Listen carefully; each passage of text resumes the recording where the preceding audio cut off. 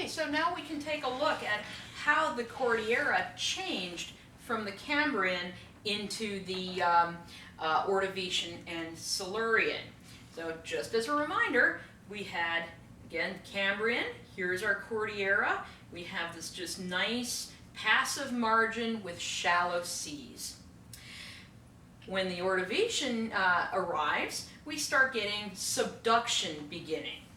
And as a result of this subduction, we're going to see a lot more volcanic input, and we're going to see greywackies. And greywackies are these sandstones with a lot of silt and clay and different kinds of minerals in them. Very typical of places where you have subduction zones. East of the volcanic arc, so east of this range of stratovolcanoes that formed in the subduction zone, we're going to have still some ocean there, and in that ocean, bedded chert and graptolitic shale is accumulating. On the east coast in the early Paleozoic was also a passive margin.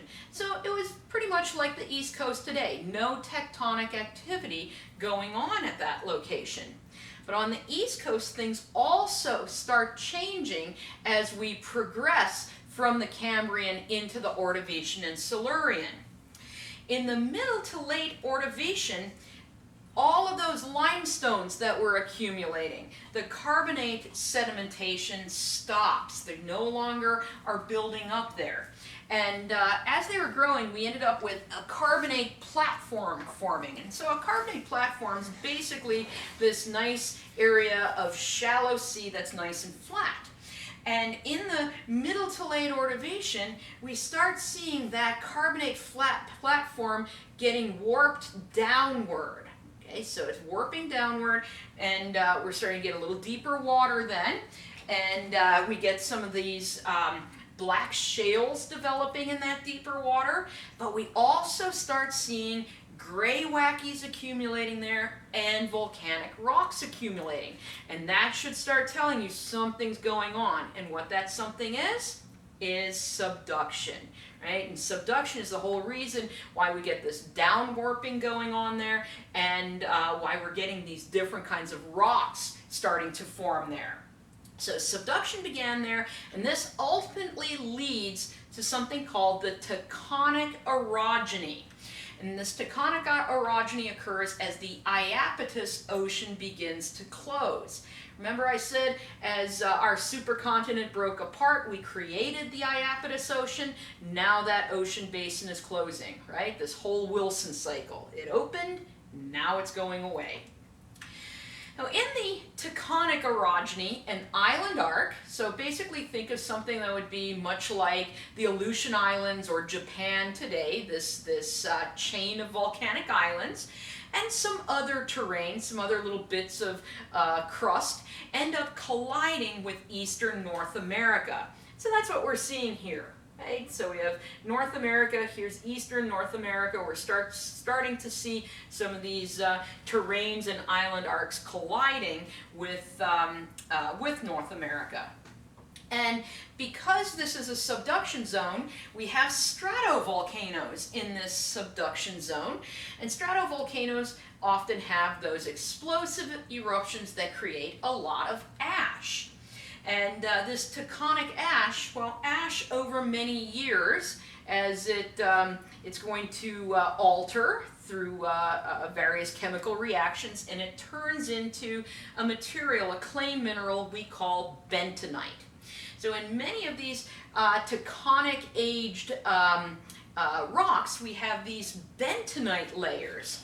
And those are great for chronostratigraphy because they erupted from a volcano as this big eruption of ash, and then that ash settled out over all of the land surrounding there.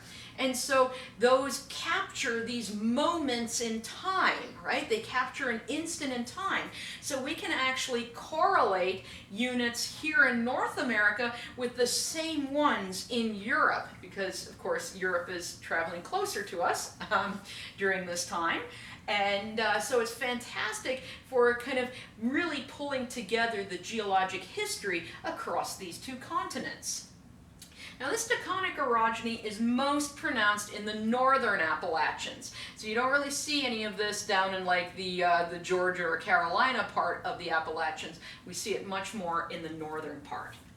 And since during this orogeny, you're going to get big mountains being formed, anytime you get big mountains forming, you also have quite a bit of erosion. As things get uplifted, you also have that balancing force of erosion acting on those. And this thing called the Queenston Clastic Wedge develops. The way to picture a clastic wedge, it's like a giant alluvial fan. So, you know, an alluvial fan comes out of where a stream flows out of a mountain. Now imagine an alluvial fan for an entire giant mountain range. That's a clastic wedge. And it's called a wedge because of its shape. And what we see, we have our mountains over here, and we have our thickest deposits and also the coarsest deposits. So we're going to be looking at sandstone and conglomerate there. And then we're going to get the deposits thinner and thinner and thinner as we work away from the source area. And so it's going to get thinner, and they're also going to get finer grained. And so this would be what we have off in kind of the Pennsylvania area. Bruce Peninsula is in Ontario, but you can imagine we're looking at Ohio or so. So we have a lot of terrestrial sediments in this area, and like I said, they go from those mountains on the east coast into Ohio area. So we've looked then at what's going on in the west coast, the Cordillera. We've taken a look at what's happening on the east coast, but what about in the south? In the south, along the southern margin of Laurentia, we have the Washita Marathon Trough. And in the Cambrian, this trough, that's a lower area, is accumulating greywacke and bedded chert, which tells us that there are volcanoes to the south. And that's where we're getting some of these greywackies eroded from. In the Ordovician and Silurian, we start seeing more limestone accumulating there and some black shales. And the limestones tend to be in the shallower water area, and those black shales tend to be where the water is getting a bit deeper. An interesting thing that was happening at this time in that area, though, is the formation of oolitic iron formations. Now, remember, ooids are those little spheres that accumulate in shallow water where the water is kind of agitating. You have the waves coming back and forth and back and forth.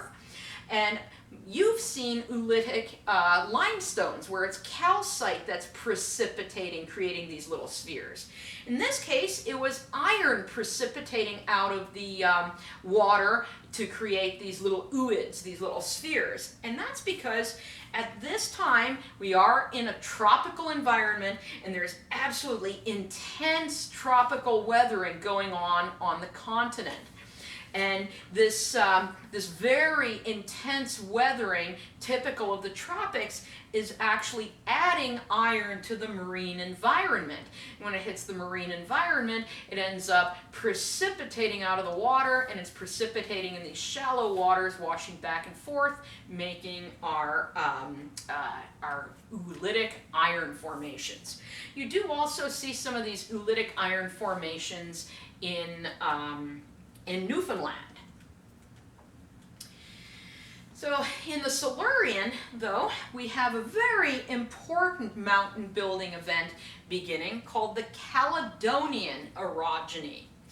And so in the Caledonian, so we had the tectonic orogeny, which is really focused around, we're going to be thinking like New York and that part of the world.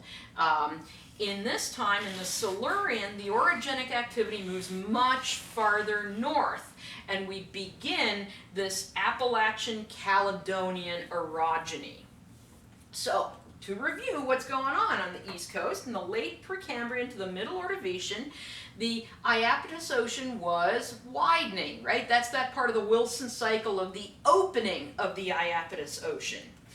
And then, in the Middle Ordovician, we get to the next stage of the Wilson cycle where the ocean basin starts closing, and eventually continents will collide with each other.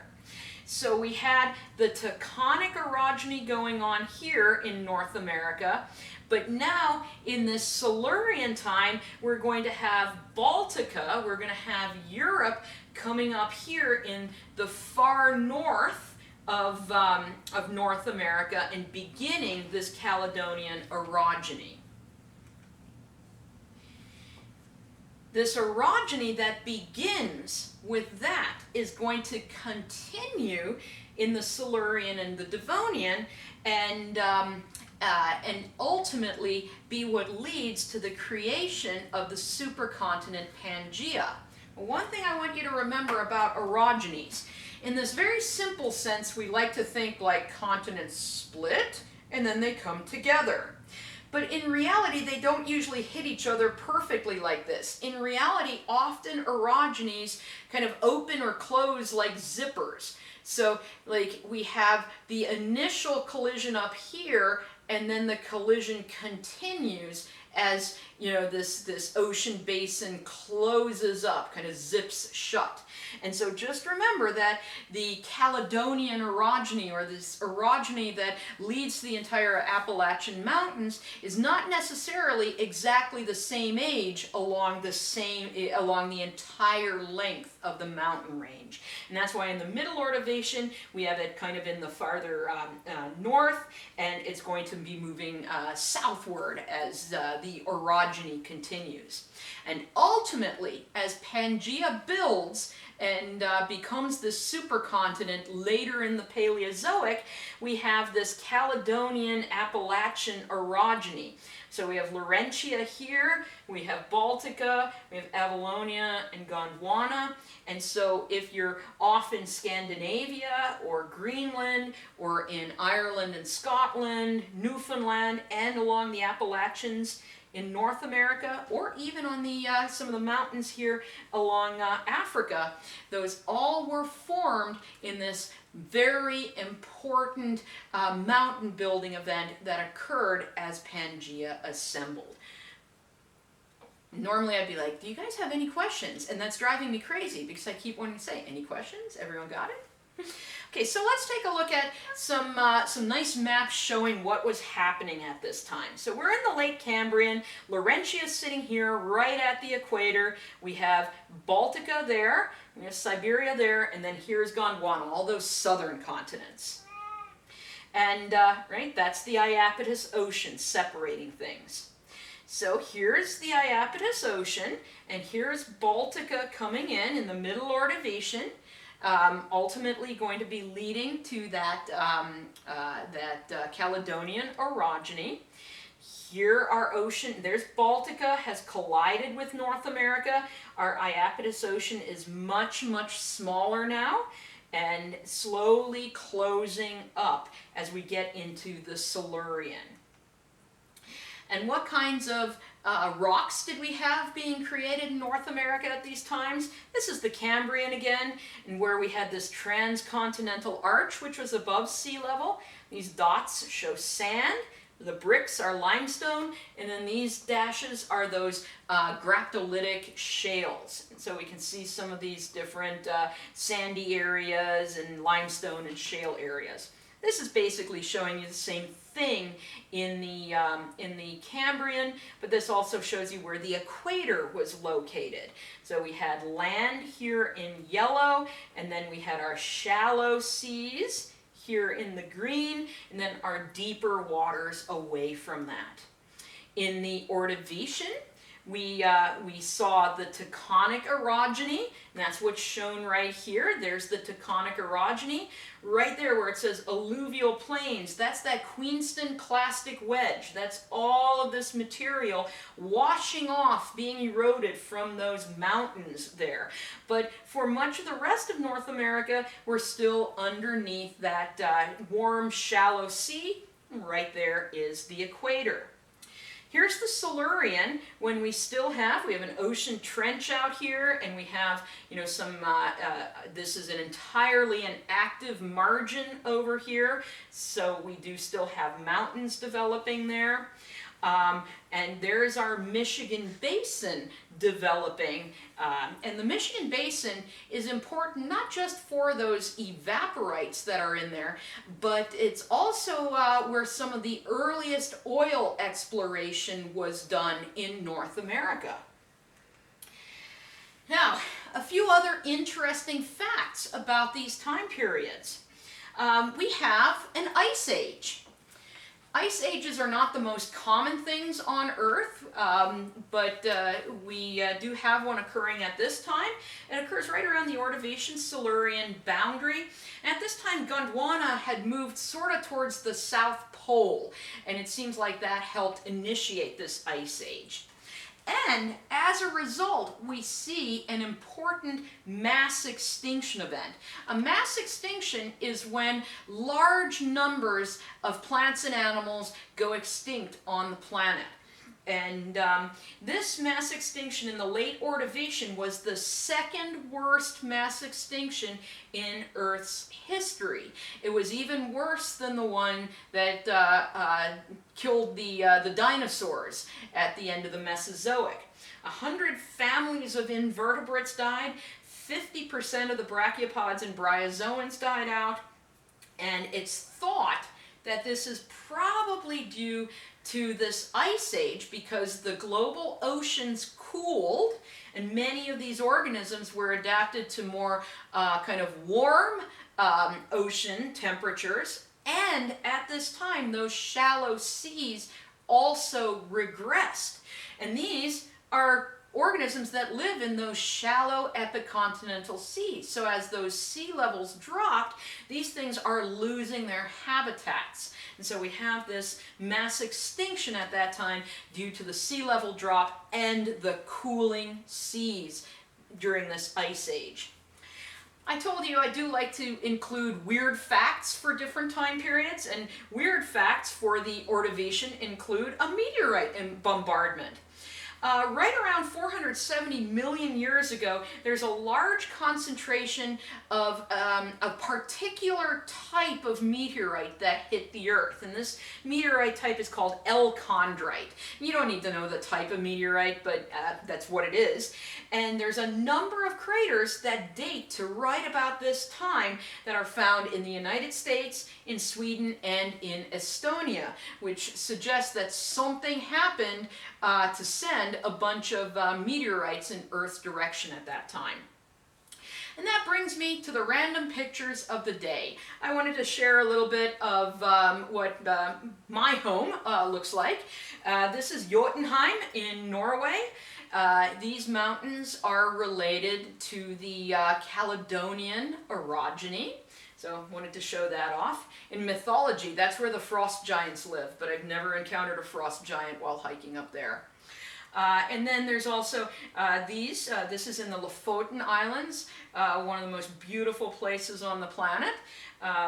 There's good fishing there too, just in case you're wondering. And again, these rocks are related to the Caledonian orogeny. They were later shaped and sculpted by the most recent ice age. And so that's what I got for you today. Next lecture is going to be the late Paleozoic, and I will see you then.